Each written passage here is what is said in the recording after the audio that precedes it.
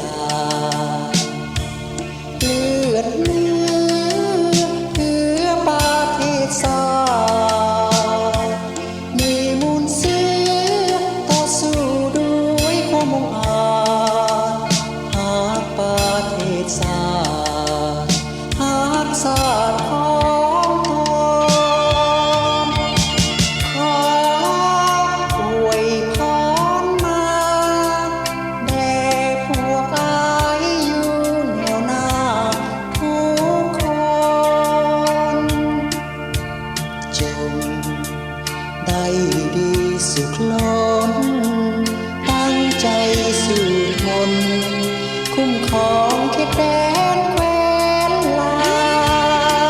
ว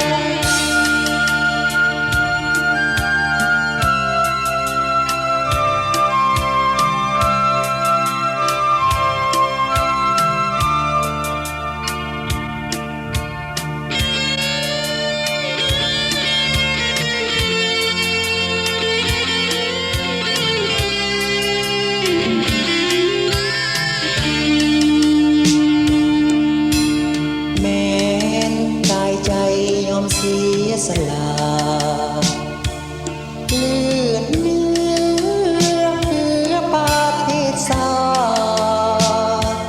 มีมูลเสือต่อสู้ด้วยความมุ่งอาจหากประเทศชาติหากชาติของตนขออวยพรมาแด่พวกอายอยู่แนวหน้าทุกคนจงได้ดีสุขล้นตั้งใจสู้ทนคุ้มครอง